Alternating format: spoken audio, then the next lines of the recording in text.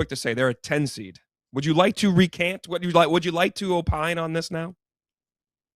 Yes. Yeah, absolutely. I mean, like, I've made some dumb statements. This is among the dumbest I've made because, frankly, I forget that Grant McCaslin's coaching this team, and he's done an incredible job. I mean, he did a great job at North Texas. He's obviously done a great job in Lubbock so far. But, usually, listen, I didn't think it was that crazy to say they would be a 10 seed from here on out or play like a 10 seed from here on out when you lost arguably the best player not named Cam Boozer in the country. And a guy that, frankly, Christian Anderson and JT Toppin were like, I felt like most of their team. Now, they had other guys that would step up at times, but, we didn't really see a lot of that consistently. Well, now look at what they did today, going into Hilton and coming out with a resounding win. I mean, they controlled it, like you said, pretty much the whole game until it got down to 6. And then Jalen Petty made 2 big-time shots. He made a 3, and then I think he made like a step back in the lane that was super pretty. And then it was followed up with Donovan Atwell hitting a 3. And all of a sudden, it was kind of back to double digits, and that was it for the most part for Iowa State. So, super impressive statement win, and really important because the committee is obviously judging this Texas Tech team here since they lost Toppin, and it could have went one of 2 ways. And now they've retained their value. They've retained what they were with Toppin because of how they played, specifically in this game. They've won 3 in a row, but it was Kansas State, Cincinnati, and this one. This one was huge for them. Just for the record, Dallin, that was 1 minute and 53 seconds that Goodman talked in less the open than 2. Right there. So much for getting through quickly. So much for getting through quickly. No, look, the thing about this group is I don't think it's the idea that a team where we question their depth and then they lost the best player in college basketball this side of Cam Boozer, the idea of saying, yeah, you know what, they're probably not going to be as good isn't crazy at all to people outside that program. But I think what they've developed within there, that within that locker room, within those walls, is a culture where they just believe it's the next man up.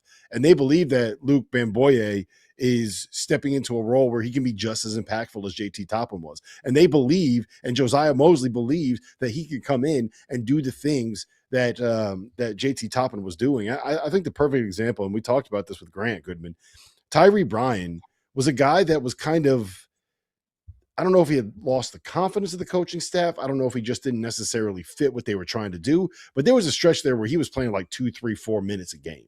And he came in tonight and he hit 2 huge threes from the corner.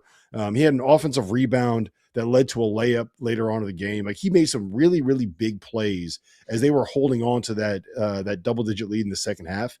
And you don't make those plays. You don't have guys that are doing things like that in those situations if you don't have a level of belief within your locker room. That, to me, that's the most impressive part of all this. Of course, it's not shocking to say that, they're not going to be as good. It's the way in which you go into one of the hardest buildings in the country and control the game. And they did a great job of playing out of the middle third of the floor, didn't get trapped a lot on the sides. And when 2 were running at the ball on those ball screens, they did a great job of handling it. Whether it wasn't always Anderson, but a lot of times whether it's hitting guys in the short roll, getting it skipped. And once you beat that, you're playing an odd man situation. They got guys that can make threes and make plays. It was just, I was super impressed with their performance and their poise in that situation. Bamboye, obviously a really good athlete, has a big impact on the defensive end. What he'll offer offensively is a lot less than JT Toppin. But you mentioned retained their value, Goodman. So there were some reports and stuff this week that because of that injury, they basically dropped the seed line. They would have been a 3 at fully healthy. Some people said that's why they ended up on the 4 line. So, I mean, the committee. What do you do? That's my question. What do you do here? What's the deal? Well, you still see how this thing continues to play out, right? It's not over yet. They still have a couple more games in the regular season, the Big 12 tournament. But if they continue to play this way, which, man, if they do, they will get a 3 seed. I can't believe I'm going to say it. Like, how do they sustain this, guys? Like, how do they sustain it? What do they have left again? I looked at it. They got TCU and TCU next, and then BYU erode at Marriott Center, but they're struggling, obviously. This is the thing. Both the winnable games. Absolutely. Right. But you just on their resume alone now, you will have beaten 1 seed for sure in Duke. And Iowa State was vying for the final 1 seed on their floor. There are two. Yeah, there are two. I mean, I they also won at Arizona. They won at Arizona in overtime too. Right. What you've done now is solidify the fact that you are not going to fall, to me, unless you lose both of these games. You're not falling below a 4. I think that's the key right now. What they've done is put themselves in a situation where, again, the committee looks at them now and says, you know what? They're not going to be that team that all of a sudden goes in the first round and everybody's dying to play against them as a seed that kind of fell off a little bit. So, I don't know if they can sustain it still. But when you go into Hilton and you win a game like this against an Iowa State team that was, fully healthy, like, it was crazy to me. Like, I kept expecting Iowa State to go on this run and eventually beat the hell out of them in the second half, and it never happened. So give Grant credit. Like I said, you can't give him enough credit. The guy's done an amazing job.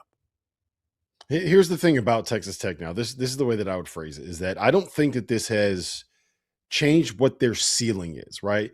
I still think, and it's obvious because of what they did tonight, but I still think that they have enough talent and enough belief and a good enough coaching staff to be able to go out and win the games that they could have won with JT Toppin. I still think that they're that good. The question is, what is their floor and how consistently can they do it? And can they string together 2, 3, 4, 5, 6 of these in a row?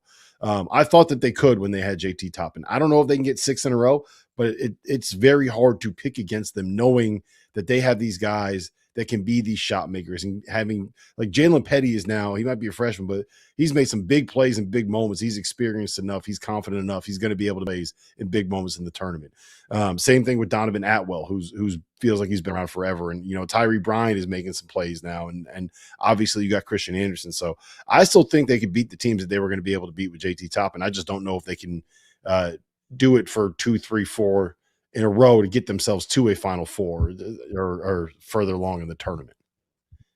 Yeah, I mean, I do think their ceiling changes. When you take one of the best players in the country off your team, like, again, they've done a great job, and I want them to be justified in their seed. If it's a 3 seed, is there an advantage? Hey, Dallin, is there an advantage at all to that, because it's harder to scout them from an opponent, and maybe the opponent takes them a little bit lighter, or no? Do you think that's not the case? The lighter part, I think, is real. I love that thing when guys step out of a game right before, like Stefan Vox the other day. I was doing the Providence Xavier game. I was in the studio for that.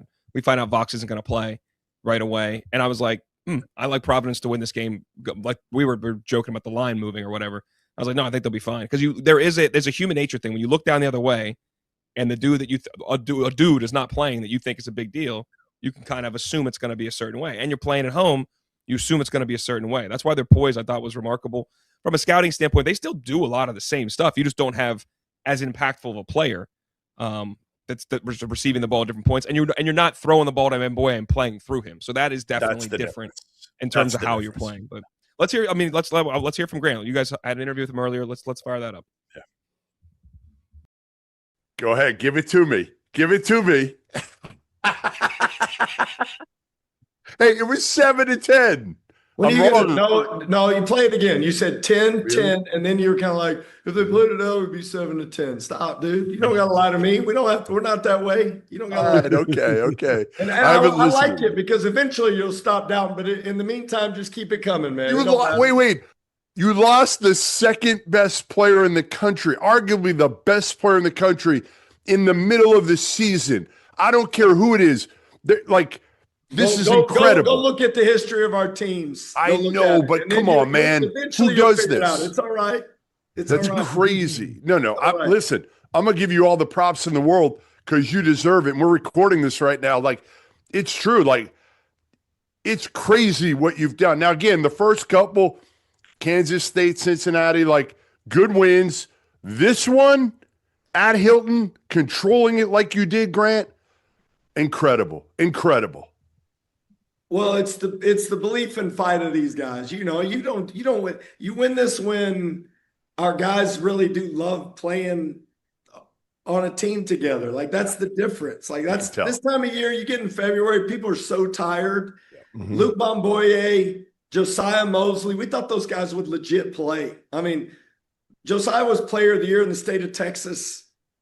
He's not a bum. He went to Villanova. He didn't play much as a freshman. Played like 19 minutes a game. Luke was really good. I mean, it just shows you what we thought this team could be. Yeah. And that's where we thought we had depth. That's where we thought we had size. We had athleticism. We had rim protection. I did think we were a top 10 team with those guys. And it's not to say that JT is not important, but JT came here and didn't play very good the first 3 or 4 games in league play last year. He wasn't like he was the killer on our team. He developed into that, and he started playing his best basketball late. Now we know what JT is. He's a surefire first team All-American and maybe even player of the year if we got these pieces together. But we were having to ride him so much that he was deteriorating on the second game. When you lose at UCF after playing, and you lose after playing Arizona, you just felt like we couldn't get those guys with enough push behind to kind of fill where we need to get. I mean, look at Arizona when we played them. They didn't have their 2 better players, and we had our whole team. That was when we had everybody. So it's just like people just don't know because they haven't seen this team play. They hadn't seen Josiah. Why? Because I haven't seen him. He started practicing January the 28th.